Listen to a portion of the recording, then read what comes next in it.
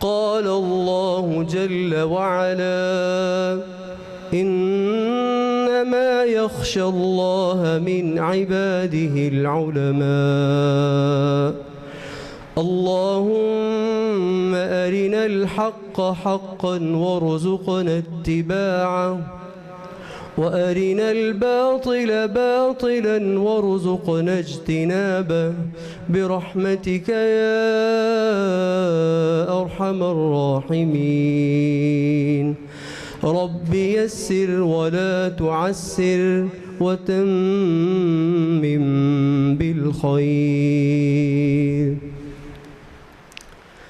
ہر قسم کی حمد و ثنا، تعریفات، تسبیحات، تمجیدات ایک اللہ مالک العلام کے لیے ہیں جو ہم سب کا خالق و مالک ہے، وہی داتا، وہی مولا، وہی دستگیر ہے۔ درود و سلام اس کائنات کی سب سے بہترین ہستی، امام المرسلین، امام المتقین، شفیع المذنبین، آپ کے اور میرے آقا و مولا، مرشد و رہنما، پیر کامل جناب محمد الرسول اللہ صلی اللہ علیہ وسلم کی ذات مقدسہ، ذات بے مثال اور ذات عالی شان کے لیے خاص ہیں۔ احباب گرامی قدر، میں نے یہاں آ کے 4 رکعت ادا کی ہیں۔ یہ میں بات دل کی خوشی سے کرنے لگا ہوں۔ مجھے دونوں بچوں کو سن کے بڑی خوشی ہوئی، حافظ عبداللہ صاحب اور یاسر بٹ صاحب کے صاحبزادے، مجھے ان کا نام نہیں پتہ۔ مجھے انتہائی خوشی ہوئی دونوں بچوں کو سن کے۔ اللہ رب العزت دونوں بچوں کو، دونوں خاندانوں کے لیے اللہ رب العزت کی قربت کا ذریعہ بنائے۔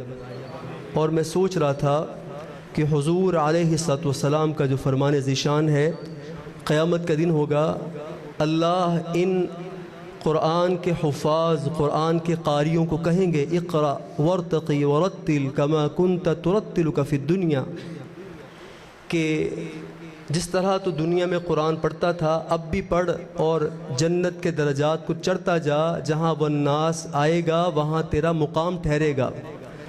اللہ رب العزت ان بچوں کو والدین کے اور اپنے درجات کی بلندی کا باعث بنائے۔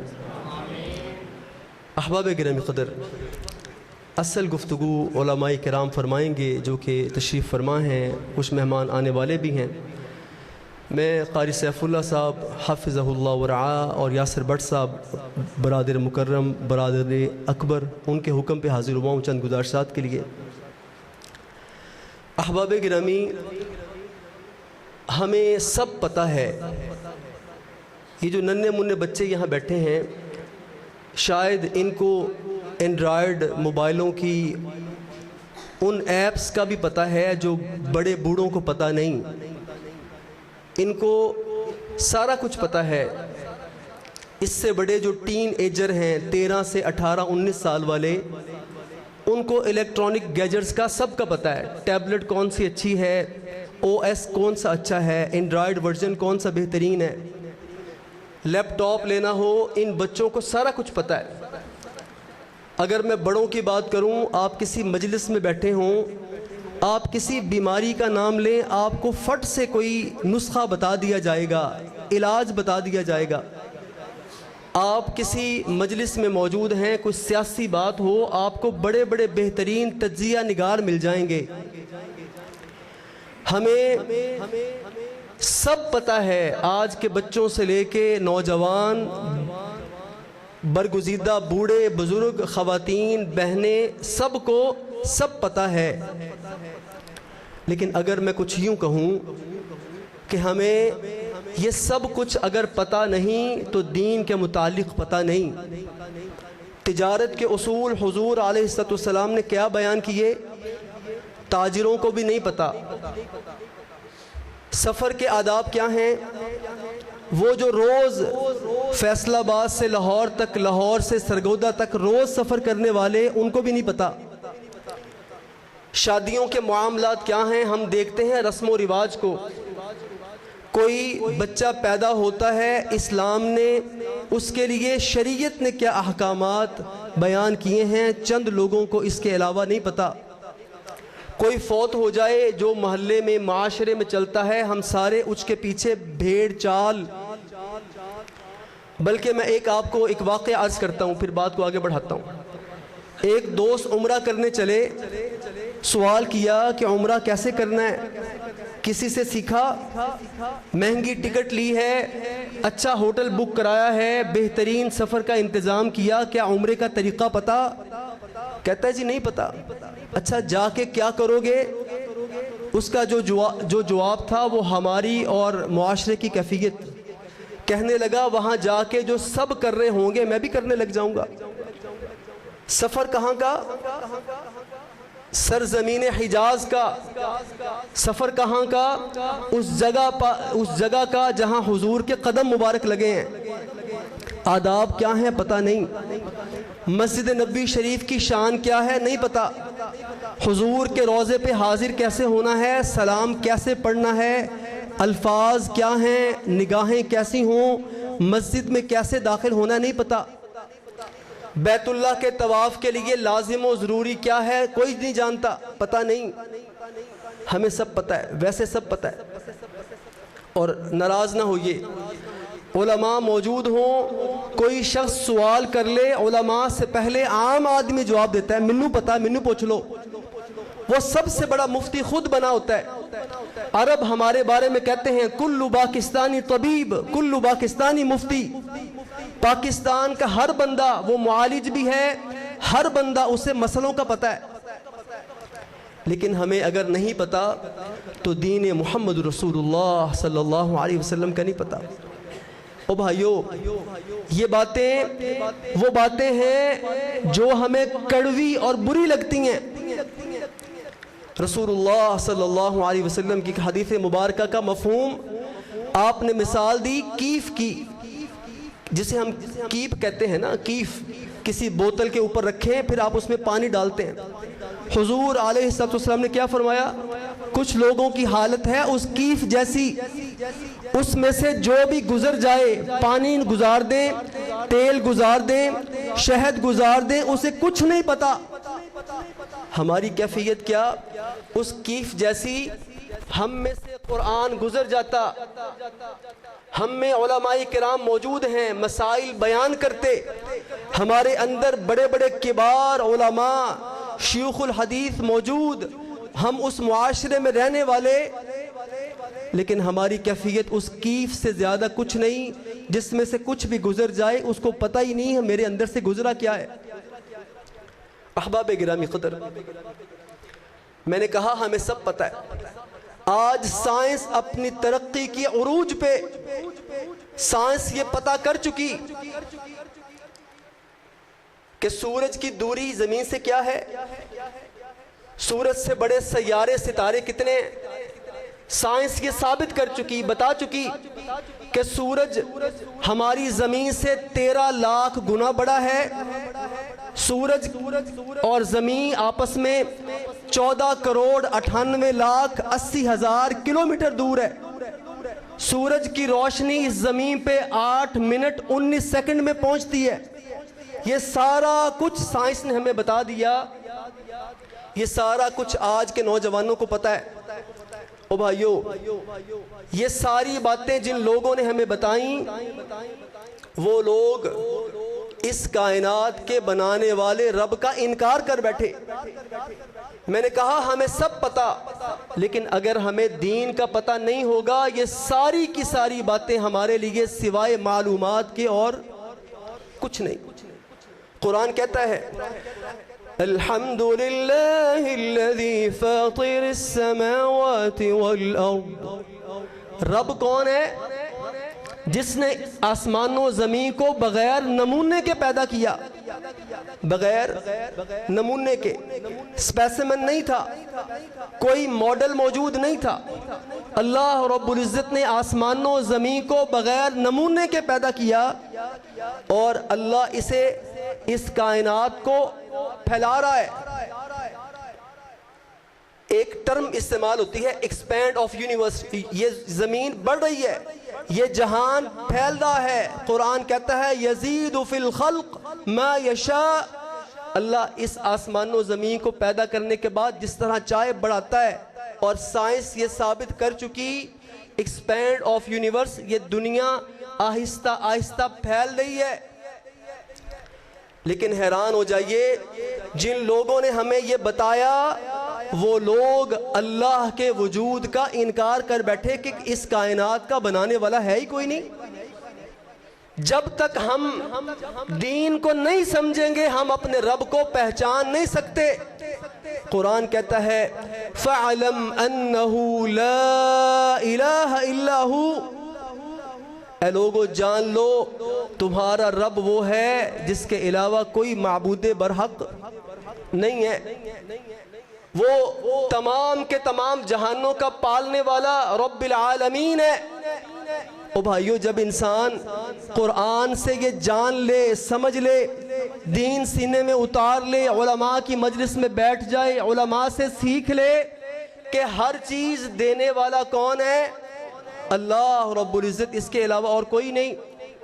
ہم نماز کی ہر رکعت میں پڑھتے ہیں رب العالمین, تعریف اس کی, حمد و ثنا اس کی, کبریائی بڑائی اس کی, جو تمام کے تمام جہانوں کا پالنے والا, یونیورس کو بڑھانے والا, آسمان و زمین کا پیدا کرنے والا, زمین سے بڑے سورج کا مالک, اس سے بڑے سیاروں کا, ستاروں کا, اس سے بڑے کلسٹر کا, سپر کلسٹر کا, کہکشاؤں کا, اس کائنات کا مالک ایک اللہ رب العزت. یہ کب پتہ چلے گا؟ جب ہم دین کو سمجھیں گے, علماء کے پاس بیٹھیں گے. قرآن کہتا ہے فَعْلَمْ, تو سیکھ, تو رب کی پہچان کر, تو رب کو جان تو صحیح. او بھائیو, اگر رب کو نہیں جانیں گے تو کائنات ساری کی ساری تیرے سامنے لپٹ کے آ جائے, تیرے کہنے پہ بارش برسے, تیرے کہنے پہ کھیتی اگے, تیرے کہنے پہ فصلیں لہلہائیں, تیرے کہنے پہ ہوائیں چل پڑے, تو کہے گا یہ سارا کچھ میری مرضی سے, یہ سارا کچھ کسی اور کی مرضی سے ہے ہی نہیں. حضور کیا فرماتے ہیں, اس کائنات کا پتہ اللہ کے حکم کے بغیر ہلتا نہیں ہے, ریت کے ذرات اللہ کے حکم سے جگہ نہیں بدلتے, آسمان اللہ کی مرضی سے اپنا رنگ بدل نہیں سکتا, سورج اللہ کی اجازت کے بغیر چڑھ نہیں سکتا, سورج کی روشنی اللہ کے حکم سے, چاند کی چاندنی رب کے حکم سے. لیکن آپ حیران ہوں گے, یہ سارا کچھ سائنس کی کتابوں میں موجود, لیکن ان کو لکھنے والے کہتے ہیں بگ بینگ ہوا, دنیا خود ہی پیدا ہو گئی, اسے چلانے والا ہے ہی کوئی نہیں. او بھائیو, میں اپنی گفتگو میں اکثر اسٹیفن ہاکنگ کا ذکر کرتا ہوتا ہوں. وہ شخص جو فلکیات میں پی ایچ ڈی کرنے والا, فلکیات کے علم میں ڈاکٹر کہلانے والا, بہت بڑا دنیا کا نام, جسے لوگوں نے کہا آئنسٹائن کے بعد سب سے عقل مند بندہ اگر کوئی دنیا میں پیدا ہوا ہے تو وہ اسٹیفن ہاکنگ ہے. دنیا جسے عقل مند مانتی, یہ سارا کچھ جاننے کے بعد, بتانے کے بعد کہتا ہے جی کائنات کا خدا ہے ہی کوئی نہیں, سارا کچھ خود ہی چل رہا. بھائیو, آپ کو ایک اور مثال دیتا ہوں. ایک بہت بڑا سائنٹسٹ, نام اس کا ہے ڈاکٹر مک ڈونگل. یہ بہت بڑا سائنٹسٹ ہے. یہ کیا بیان کرتا ہے؟ احباب توجہ فرمائیں, یہ گفتگو کا بڑا اہم حصہ. یہ بیان کیا کرتا ہے؟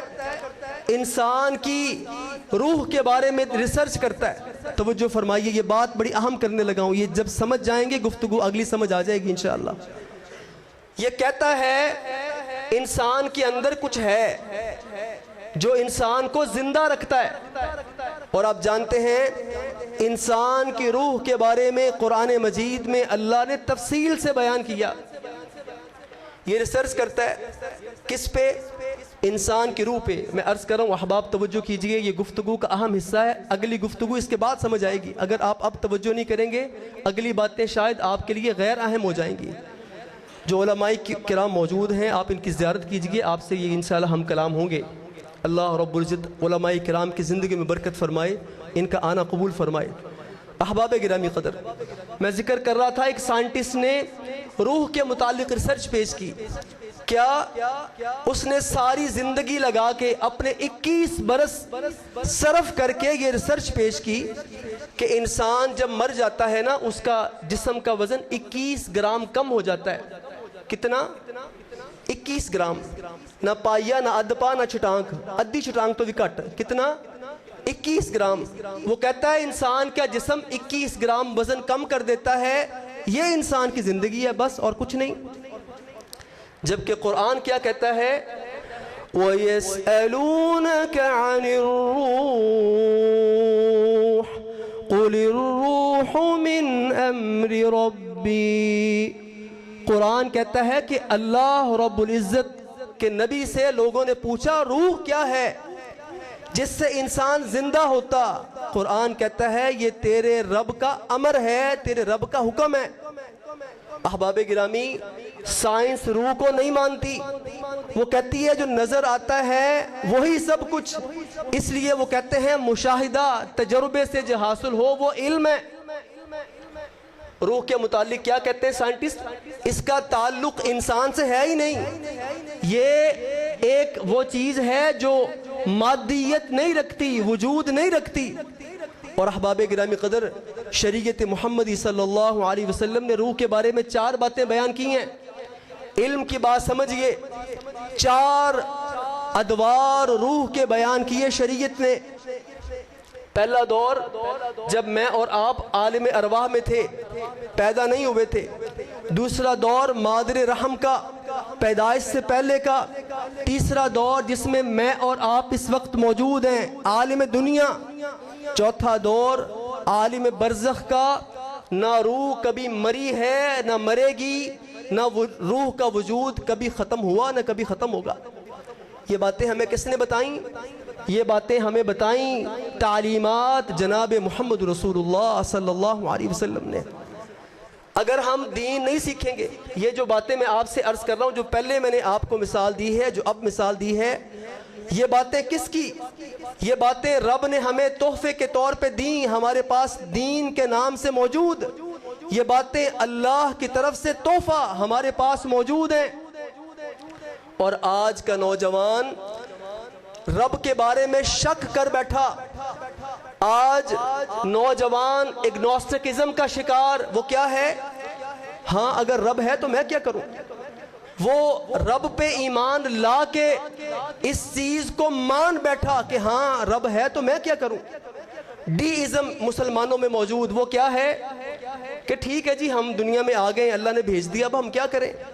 یعنی رب پہ بے یقینی، آخرت پہ ایمان لاتا ہے، کلمہ پڑھتا ہے، لیکن اللہ کے حضور پیش ہونے کا یقین نہیں ہے۔ پنجابی میں کہتے ہیں نا، اے دنیا مٹھی اگلی کنے ڈٹھی۔ مسلمانوں میں آج یہ سوچ پیدا ہو گئی، حلال کھاؤ حرام کھاؤ، جو بھی ہے پیسہ آنا چاہیے، چاہے وہ اس کا سورس کیا بھی ہے، مجھے اس سے کوئی غرض نہیں۔ میں یہ بات اس لیے عرض کر رہا، جس طرح یورپ کے لوگ آہستہ آہستہ رب سے، خدا سے دور ہو گئے، آج یہ چیزیں آہستہ آہستہ مسلمانوں کے اندر سرایت کرتی چلی جا رہی ہیں۔ میں ایک بات عرض کرتا ہوں، اگر گناہ کرتے ہوئے یہ تصور ختم ہو جائے کہ میرا آپ کا رب مجھے دیکھ رہا، تو بتائیے کیا یہ رب پہ یقین ہے کہ رب پہ بے یقینی ہے؟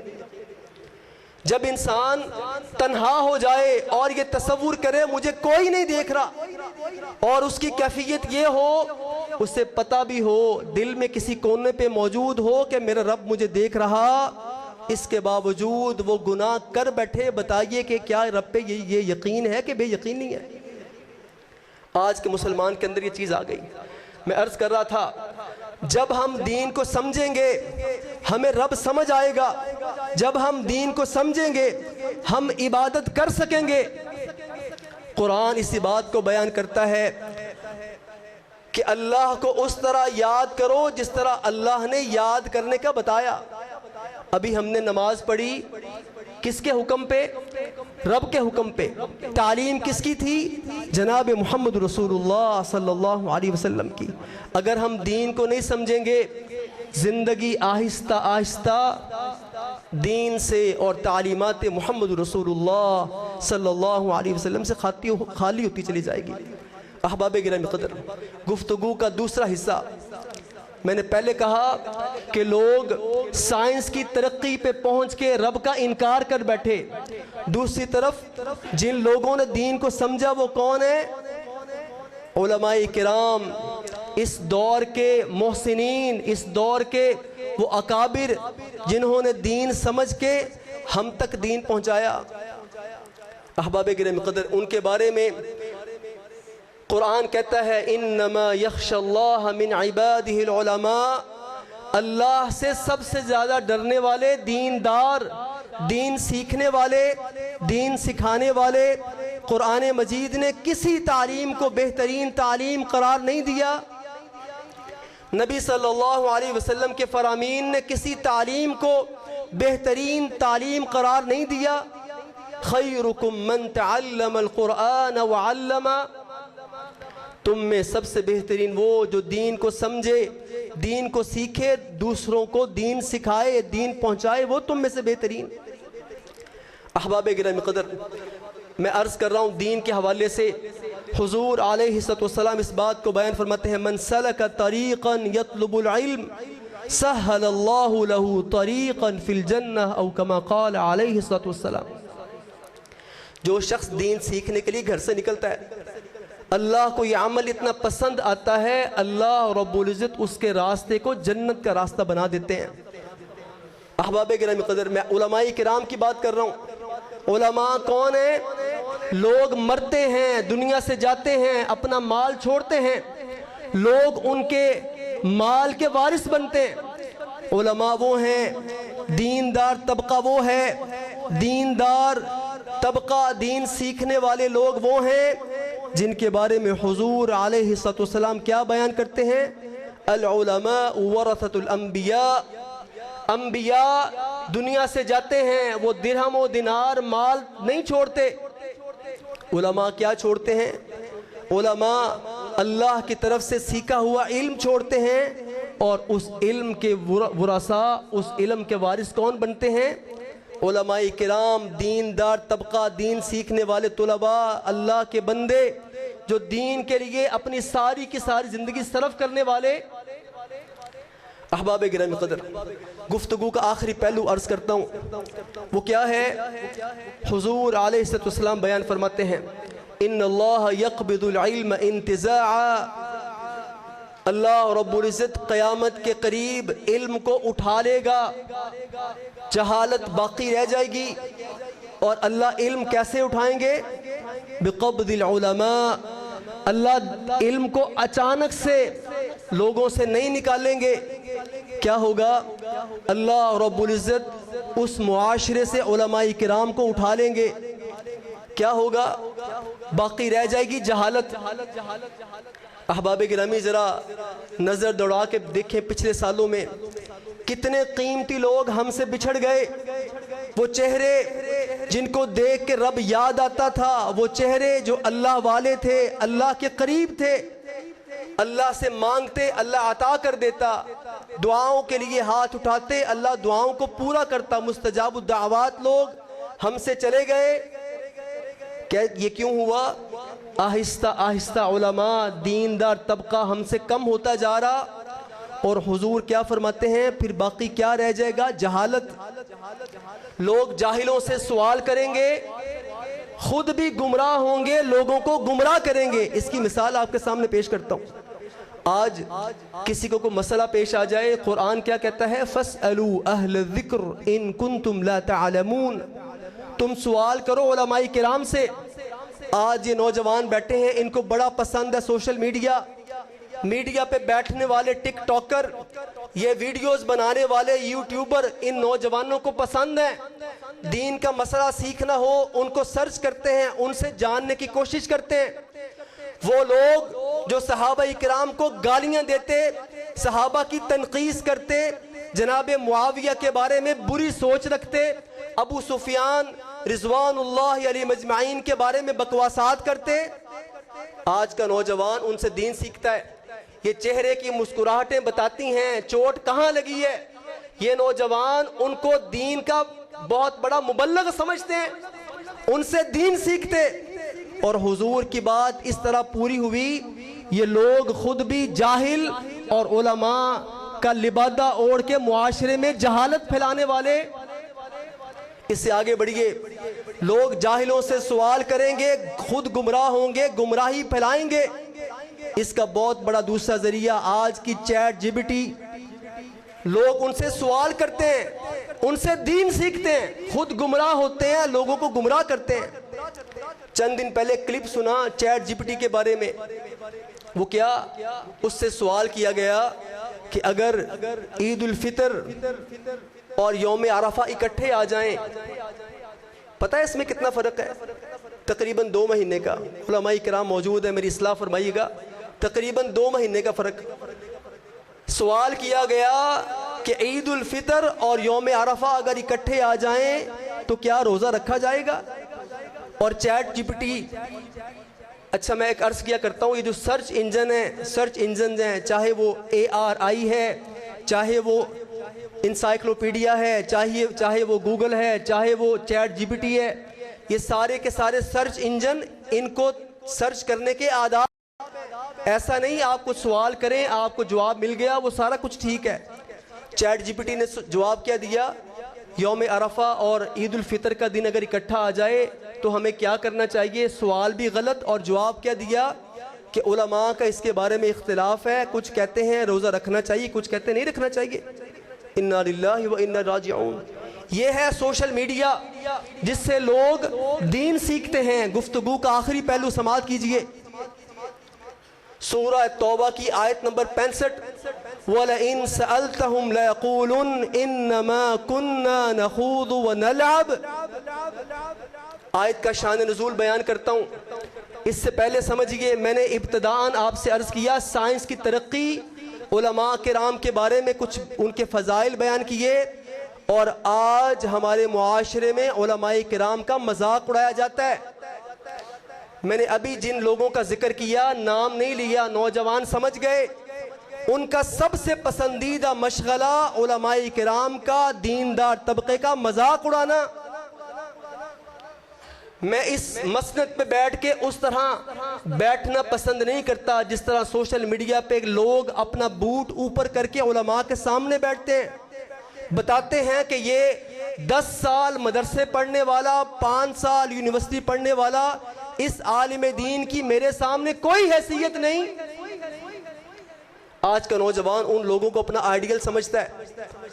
بھائیو، اس آیت کا شان نزول بعد میں بیان کرتا ہوں، پہلے ذرا اس کی تمہید باندھ لوں، آپ کو سمجھا لوں میں کہنے کیا لگا، کتنی حساس بات کہنے لگا۔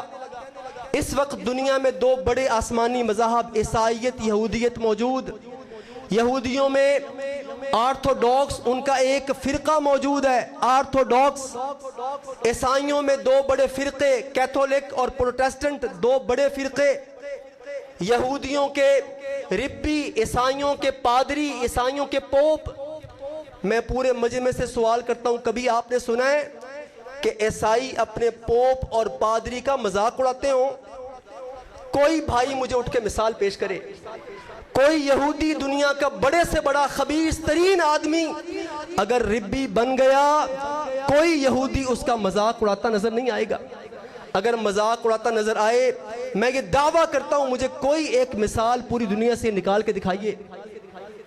لیکن یہ چیز ہمارے مسلمانوں کے اندر موجود ہے۔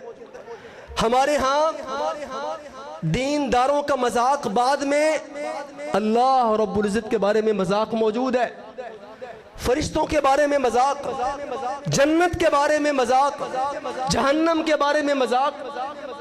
کیا کہتے ہیں کہ فلاں قوم جنت میں جائے گی، اپنے محلات کرائے پہ دے کے کہیں اور چلی جائے گی، اعوذ باللہ من الشیطان الرجیم۔ فلاں قوم جنت میں جائے گی، وہ دودھ کی نہروں کے ساتھ یہ کرے گی، فلاں قوم جہنم میں جائے گی تو وہ یہ کرے گی۔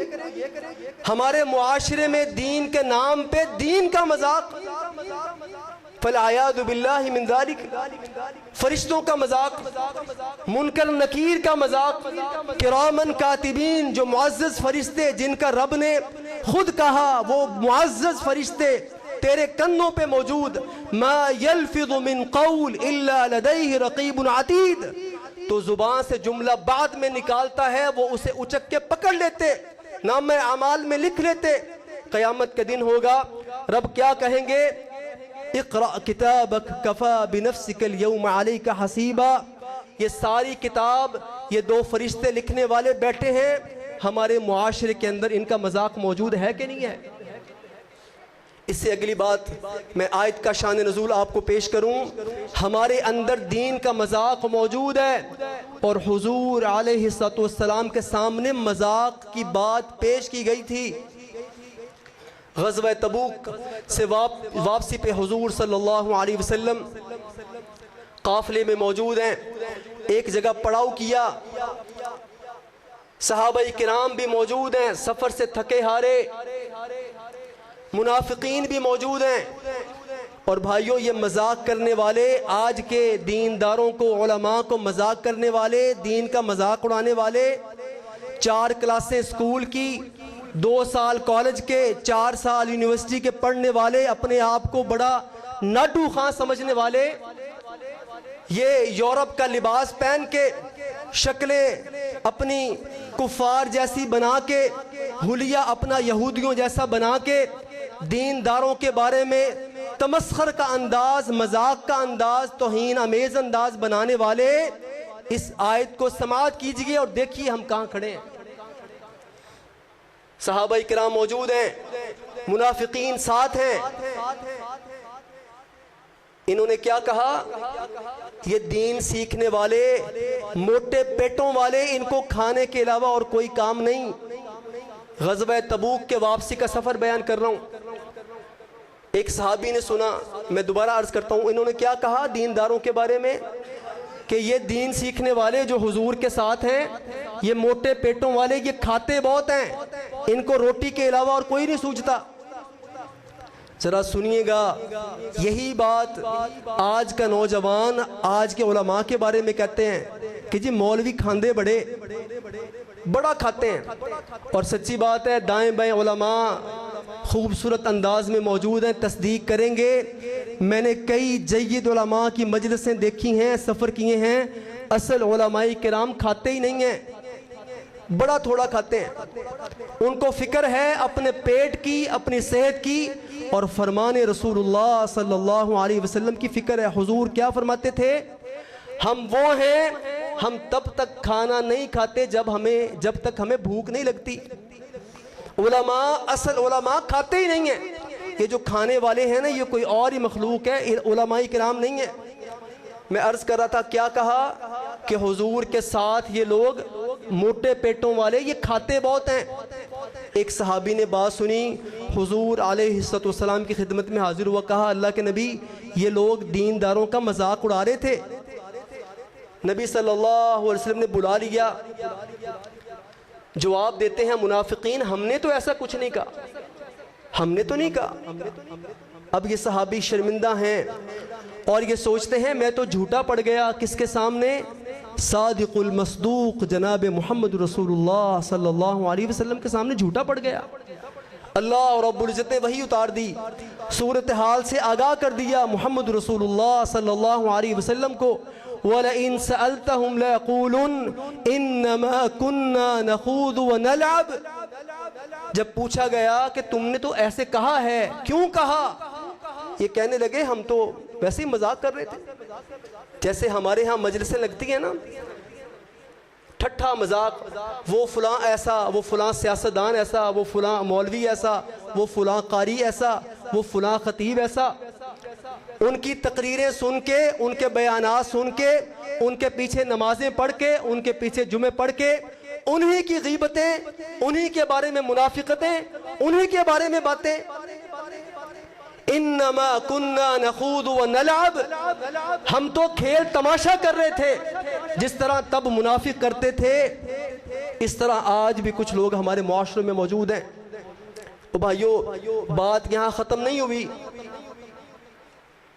قرآن نے کیا کہا؟ حضور صلی اللہ علیہ وسلم اب چل پڑے. ایک آدمی حضور کے پیچھے پیچھے، اس نے حضور کا پالان پکڑا ہوا. پالان کہتے ہیں اونٹ کے اوپر رکھنے والا یہ لکڑی کا ڈھانچہ. پالان کی ایک ٹانگ پکڑی ہوئی، حضور کے ساتھ ساتھ چل رہا. روایت کے لفظ ہیں اس کے پاؤں زخمی ہو گئے. یہ حضور سے بار بار کہہ رہا اللہ کے نبی میں ان میں نہیں تھا، میں نے نہیں کہا. اور حضور بار بار آیت کیا پڑھ رہے ہیں؟ حضور بار بار آیت پڑھ رہے ہیں کہ تم ایمان لانے کے بعد کافر ہو گئے ہو. ایمان لانے کے بعد کافر ہو گئے ہو. کس بات پہ؟ علماء کا، دین کا، دینداروں کا مذاق اڑانے کی وجہ سے تم کافر ہو گئے ہو. احباب گرامی قدر، یہاں ایک بات عرض کرنا چاہتا ہوں. 4 لوگ بیٹھ کے دینداروں کی بدخوئی کر رہے ہوتے ہیں، 5واں ساتھ بیٹھا، اس نے کچھ نہیں کہا، گفتگو میں شامل نہیں ہوا، صوفی بن کے بیٹھا ہوا ہے. یہ بھی اتنا بڑا مجرم جتنا بڑا بدخوئی کرنے والا، دین کا یا دینداروں کا مذاق اڑانے والا. حضور کیا فرما رہے ہیں؟ تم لوگ ایمان لانے کے بعد کافر ہو گئے ہو. بار بار کہہ رہے، بار بار یہی بات حضور فرماتے جا رہے. اور یہ شخص حضور کی منتیں ترلے کر رہا، حضور میں ان میں نہیں تھا، میں نے کچھ نہیں کہا. احباب گرامی قدر، میری گفتگو ختم ہو گئی ہے. آئیے ہم دیکھیں ہمارے اندر دین کی کتنی اہمیت موجود ہے. کیا میرے اندر دین کی تڑپ موجود ہے کہ میں اپنا چہرہ حضور جیسا بناؤں؟ کیا میرے اندر دین کی تڑپ ایسی ہے کہ میں حضور کے سامنے پیش ہوں، حضور کہیں یہ میرا ہے، اللہ سے سفارش کر کے جنت کا مہمان بنا دیں؟ کیا ہمارے اندر دین کی، قرآن کی، صحابہ کرام کی عظمت کی، صحابہ کرام کے طریقے کی تڑپ موجود ہے؟ او بھائیو، اگر ہے تو پنجابی میں کہتے ہیں ستّی خیراں، اگر نہیں ہے تو معاملہ بڑا عجیب اور بڑا خطرناک ہے. اللہ رب العزت مجھ آپ کو جو ہم نے سنا ہے، اللہ رب العزت ہمیں عمل کرنے، ان باتوں کو یاد رکھنے، سمجھنے، عمل کی توفیق عطا فرمائے. اقول قولی هذا استغفر اللہ لی ولکم ولسائر المسلمین وآخر دعوانا ان الحمد للہ رب العالمین.